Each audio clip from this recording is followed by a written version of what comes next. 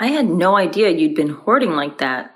Besides, we're a married couple. There's no reason I shouldn't use our shared assets. That's right. It's worse to hide it. While looking down on me, my husband and mother-in-law kept talking as they pleased. I was so disgusted with them, I decided to confront them with reality. Sigh. By the way, have you checked the name of the passbook? Huh? My name is Lillian, and I'm turning 42 this year. I've been married for 17 years, and before that, I worked at a company. After getting married, I quit my job and started working part-time at a local supermarket. I met my husband, Easton, at work, and at the time, I thought he was an ordinary and kind man. That changed about 6 months after we got married. One day, while preparing dinner, my mother-in-law suddenly visited our house without any notice. My husband hadn't come home from work yet, and I thought there might be some urgent matter, so I let her in. As soon as she saw the living room, she let out a big sigh. Lillian, you've been idly watching TV until this hour. My son Easton is still working hard, sweating at his job. Don't you feel sorry? Yes? I did have the TV on, but until a moment ago, I'd been preparing dinner in the kitchen.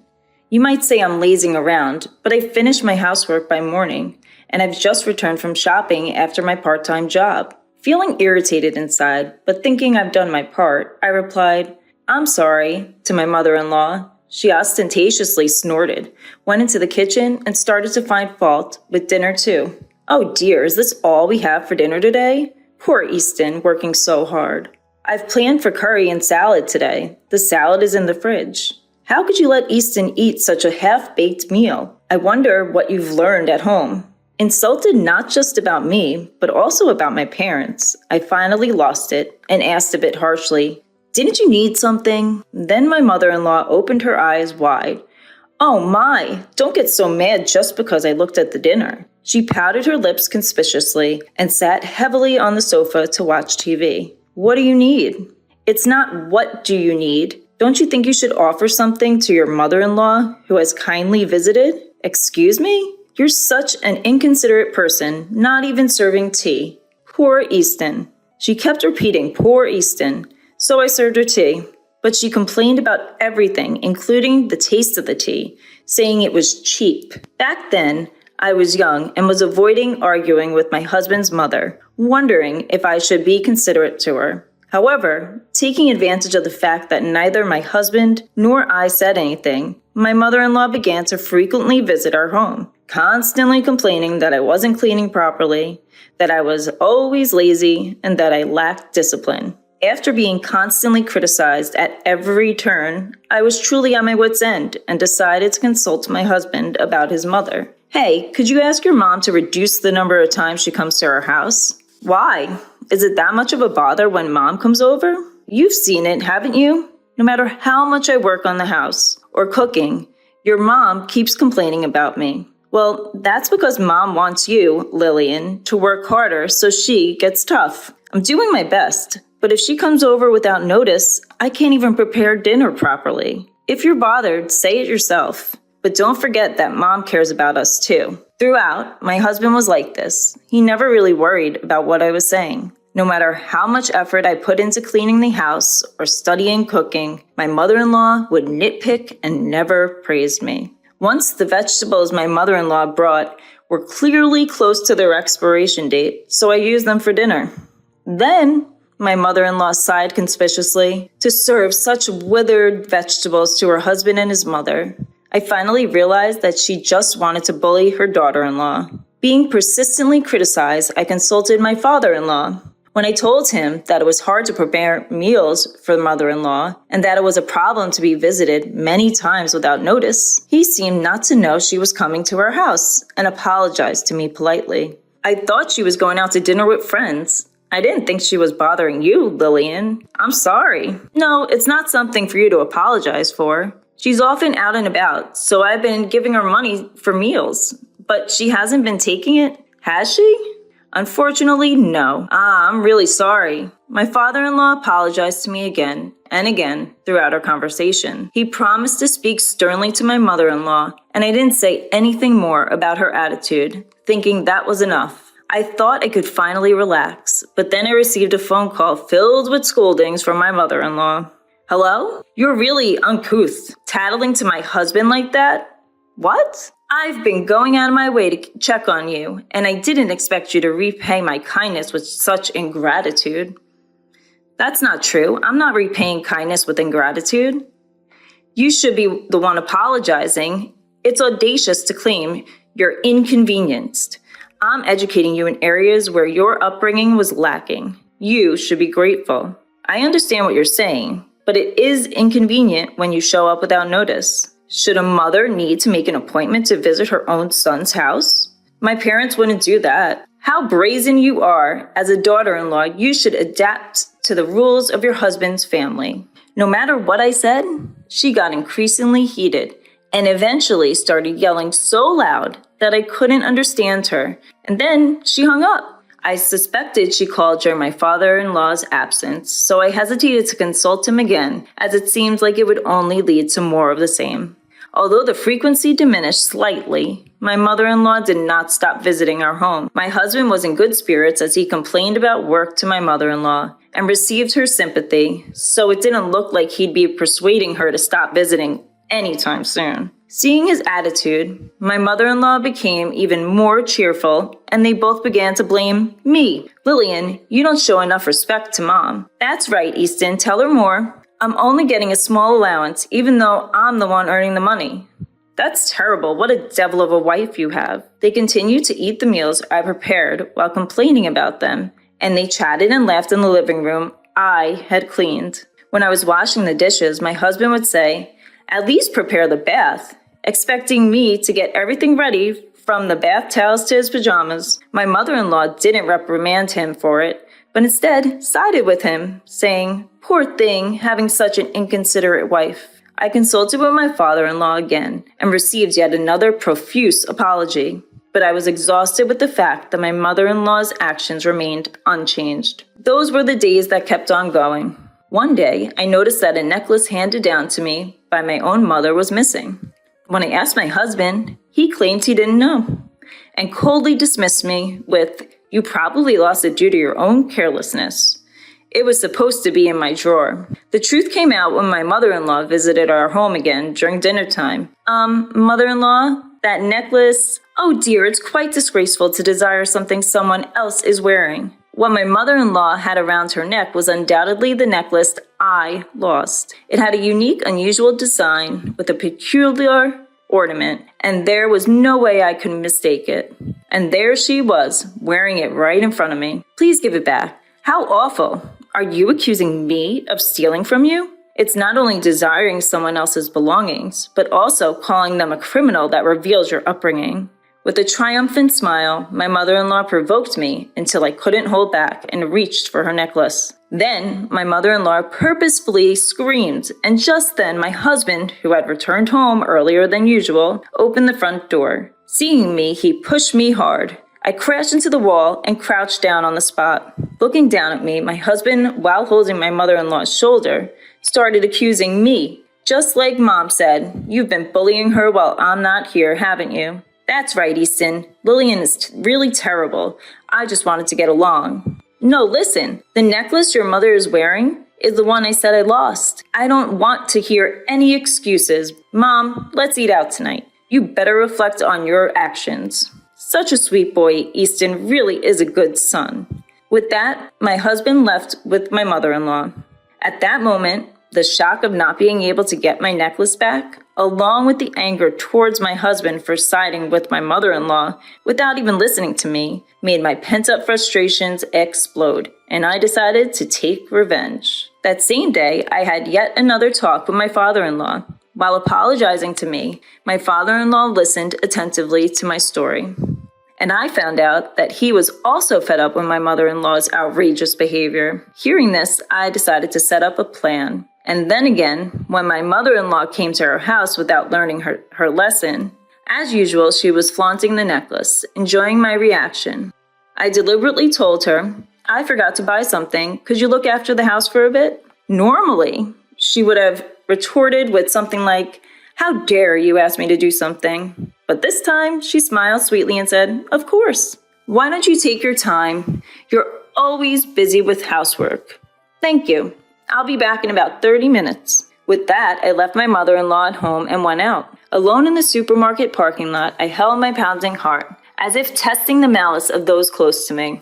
If I could get definitive evidence, I could take my revenge. But part of me also hoped that my mother-in-law and husband would reflect on their actions and change. Then, exactly 30 minutes later, I returned home.